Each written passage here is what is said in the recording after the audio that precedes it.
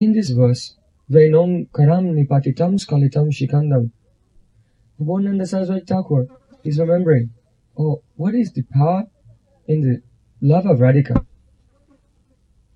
If someone hearing these things becomes obsessed, I want to realize a love like this, then they're qualified for Raganuga Bhakti.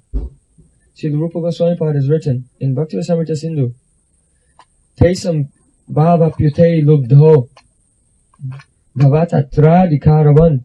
Who is Adhikaravan? Who has the qualification to enter into Raganuga Bhakti? Who? Tesham Bhava Apyute Lubdho. Lubdho means obsessed. Any person hearing how sweet the love of Radharani and the gopis is, then in their mind they become obsessed.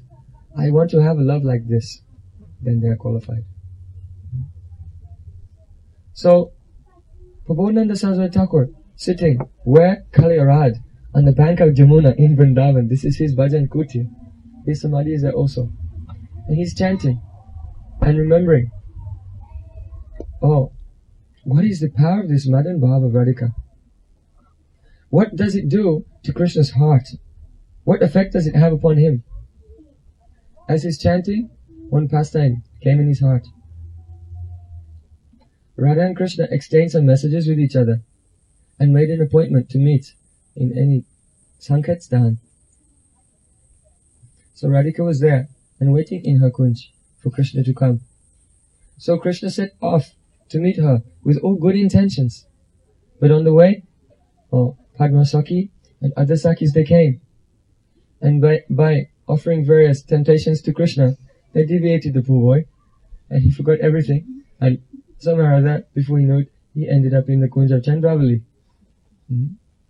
At that time, Radhika was waiting, and burning in separation. Sri Krishna Virahe Radhika Radasa Amito Sahiti Nari Jugala Mela and Sukanakaran Jivanata Charity Pare. Bhaktivinoda Thakur, being absorbed in a mood like Kamal Manjari, she's saying, the condition of Radharani when she feels separation from Krishna, I cannot tolerate it. For the sake of making them meet together, I can easily give up my life thousands of times. This is the Nishta of the Manjaris. So Rupa Manjari and Rati Manjari, they could not tolerate the separation of Radhika, and they set off to find Krishna. They found him, meeting in the Kunj of Radhika. And by some trick, Chandravali, Kunj of Chandravali. And by some trick, they took him out from there and took him by the hand and brought him to meet with Radharani. Brought him into Radharani's Kunj. When Radharani saw him, she turned away. She had so much Bhamya Bhav, contrary mood. And she forbade Krishna, don't touch me. At that time, Krishna was thinking very carefully, how can I pacify her mood? But Radhika was very stern. She would not speak to him or allow him to touch her. But what did she do?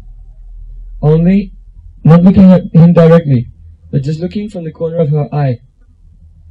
When she only glanced at him, by the arrow of her glance, then so many unlimited, endless waves of indescribable bhavs appeared in the heart of Krishna. This is the influence of Madanakya Mahabhav. Endless waves of undescribable sentiments came in the heart of Krishna, and at once he fainted and fell to the ground. Exactly like on the battlefield, on Ranketra. Ranketra means a battlefield. There may be a hero who is very powerful, but if he's struck by an arrow, then what will happen? His bow will fall from his hand, his helmet will go here and there, his hair will be scattered, and he will fall disheveled to the ground. In the same way that an hero on the battlefield is devastated by an arrow, in the same way, in Kandarparan, on the battlefield of Kandarpa, Kamdev, then by one arrow from the eye of Srimati Radhika, then Krishna becomes devastated. His hands begin to tremble. And that flute, which is so powerful, Krishna's flute is so powerful. When he plays upon his flute, then hundreds and hundreds of gopis of Vrindavan, they become like chatpat chatpat, like a deer. If a hunter will shoot a deer, then the deer is floundering here and there in anxiety. So when Krishna plays on his flute, only hearing the sound all over Brajmandal, hundreds and hundreds of gopis, they become like deer who've been shot by a hunter. Chakpat, chakpat, restless, like this. But that flute falls from his hand. His peacock feather, this peacock feather, this is so beautiful. This peacock feather is the emblem, the pratika of Brajavilas, the emblem of all the Brajavilas. What does it mean? On the peacock feather, there is a moon shape, Chandrika. This Chandrika represents Naka Chandrika. If anyone will, with a nail, some moon shape comes. So Krishna is taking this peacock feather in his hair. Why? Because he's making an announcement. In Prem Vidagda, in Ratikala, Radhika is so expert, more than me, and she's defeated me in this Ratikala. So I am taking the emblem of her Radhikala, this Nakachandrika, this nail mark, and keeping on my head. This peacock feather also slips and falls and rolling in the dust.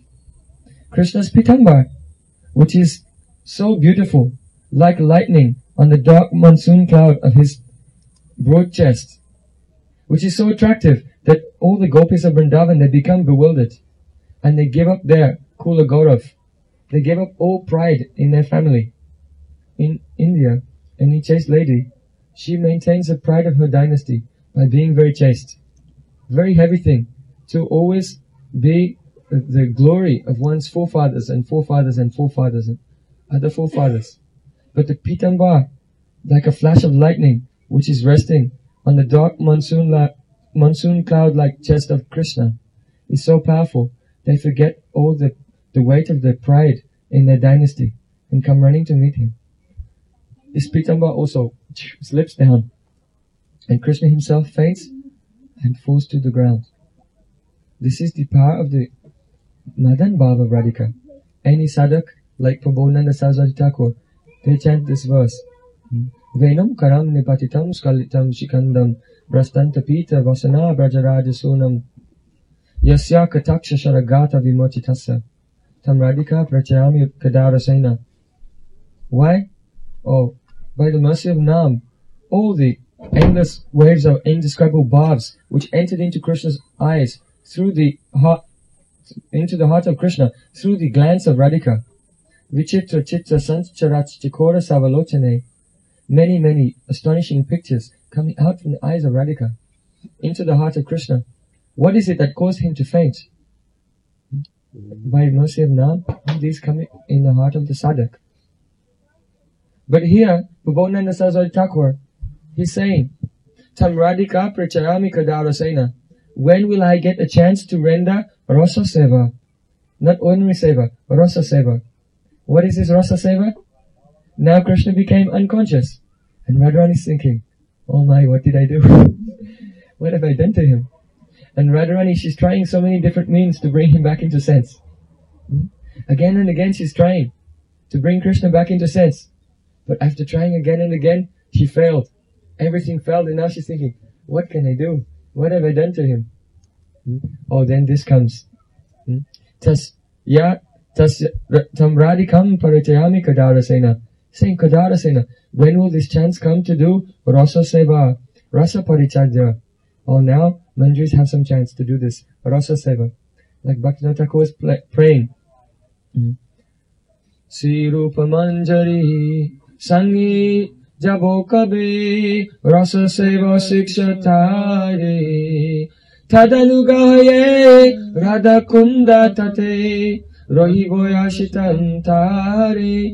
When will Rupa Manjari take me by the hand and give me the teaching how to do this Rasa Seva?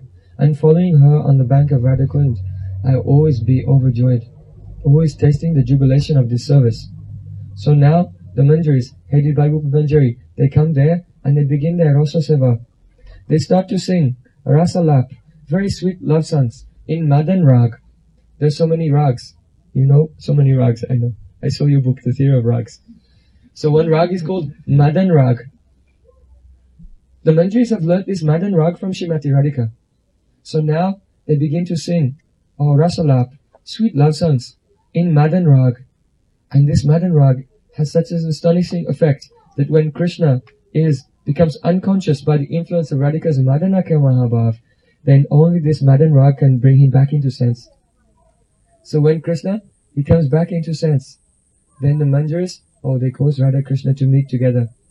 And their Rativilas begins. Or when their Rativilas is finished, then they'll have to come, bringing very cool and sweet water, bringing tambul, fanning with chamar, like this. So Prabodhananda Saraswati Thakur is saying, Tam Radhika Parichayami Kadaro Sena. When will I have the chance to render this service? So this is called Anukul Abhilas. The desire to give some service to Radhika. Very favorable to her. Giving some example. Then, Sohad Abhilas. Sohad Abhilas. Having very intimate friendship. Many examples Goswamis have given in the Shastra. So, these three ingredients, they are present in Bhav Bhakti.